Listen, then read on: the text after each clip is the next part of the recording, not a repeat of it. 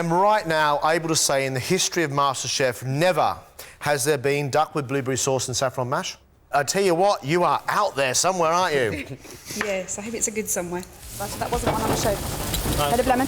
Hannah, are you going to be ready in 2? At Bree's station, she's getting the hang of it, much to the delight of head chef Stuart. Monkfish, spot on. Really perfectly cooked. That's it. Right. Meanwhile, Claire has overcome her early nerves and is now turning out plate after plate of well-cooked John Dory. You've got the hang of this now, haven't you, John Dory, yeah? Thank you, Chef. It's 2:30 and the final dishes leave the kitchen. It's time for head chef Stuart to meet John and Greg.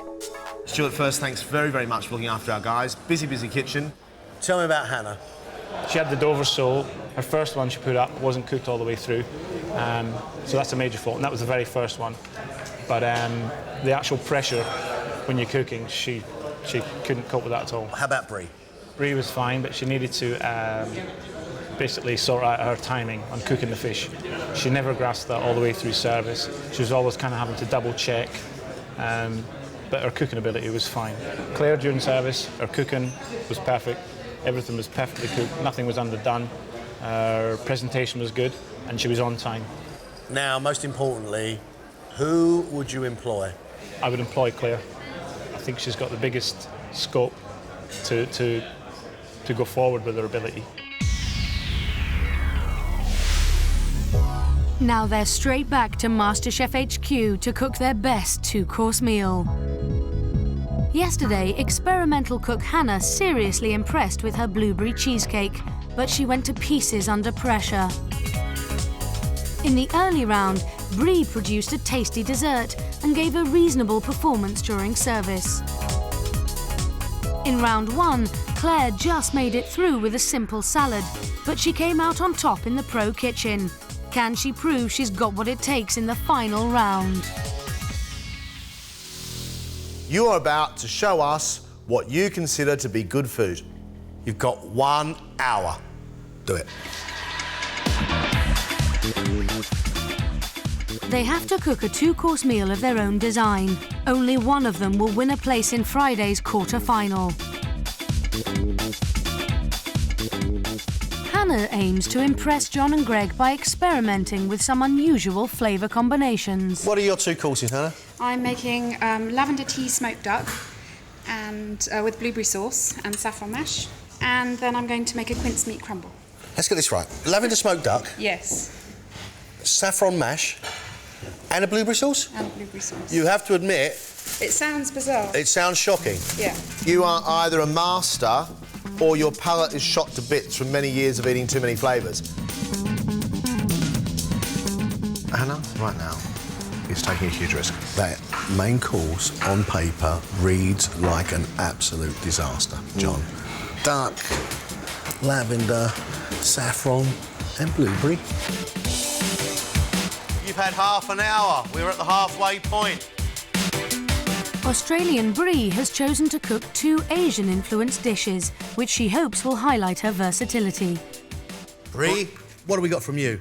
You've got scallops on vermicelli with lime, ginger, and pan-fried salmon on Chinese wilted greens with garlic and soy and a little bit of sesame.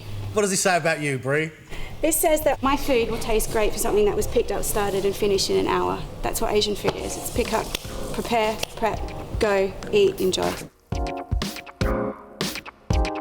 Brie is the one who's playing the safe middle ground with uncomplicated Asian style.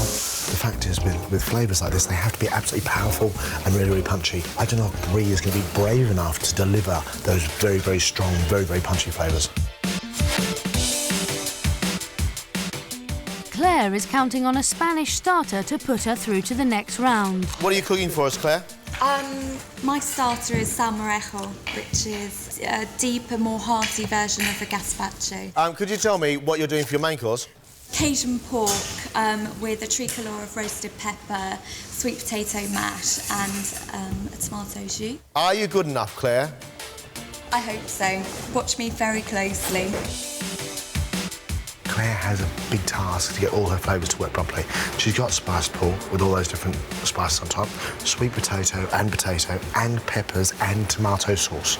That's a huge, huge amount. Well, we just got to hope she pulls all those very, very rich and very, very sweet flavours together. 2 minutes left, guys, 2 minutes.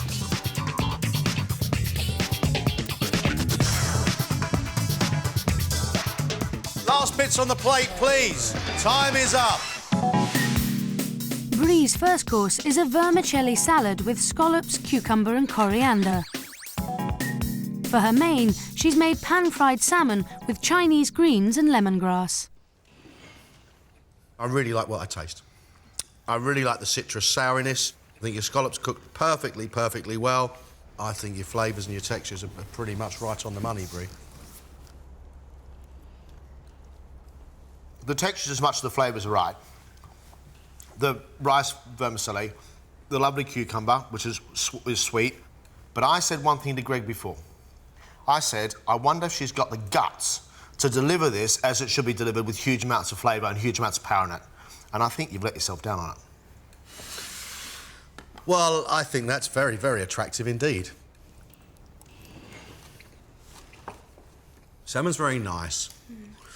It's flavoursome, it's well cooked, it's great. You're steaming your vegetable with lemongrass, hoping that will infuse a lot of flavour. Steaming is an extremely quick way of cooking something because the steam penetrates. Sure. It doesn't necessarily infuse. Okay. It's not fully there. It's not full of flavour. For her starter, Claire has gone for a classic Spanish-style pepper soup and a main of Cajun pork with sweet potato, peppers and tomato concasse. Garlicky, tomato, pepper-rich soup. I like it. Good. First of all, you get the sweetness and the smokiness of the roasted pepper, finished off with the salty, very, very delicious ham. I think that's very nice. OK, from your classic Spanish soup to your filled pork, sweet potatoes and peppers, then all these spices that are mixed together. I can't get any tomato in there at all from the sauce. And now what has happened is my mouth, the top of my palate and my tongue has become numb from the strength of those cloves. I would love to say to you, Claire, right now that's a masterpiece. I don't think it works. I'm really sorry. What I get is pepper, predominantly, and when that goes, I get the spice and the cloves from your pork, and your pork is very nicely cooked. The problem I have here, of the 5 things I put in my mouth, only 2 of them do I get. Hannah is sticking to her experimental style with lavender marinated duck in blueberry sauce, saffron mash and pan-fried courgettes. For Pud, she's made quince meat crumble with a side of honey and cinnamon creme fraiche. I am right now able to say in the history of MasterChef, never has there been duck with blueberry sauce and saffron mash. I tell you what, you are out there somewhere, aren't you? Yes, I hope it's a good somewhere. I love the textures, I like the flavours, I like the duck, I like the flavour of the blueberries. It's maybe a little bit too sweet and could do with a bit of sharpness for me. I'm going to say I like it. Thank you. The idea of blueberry, saffron, duck, lavender repels me. It does. I get the sweetness of blueberry and then I get into the duck.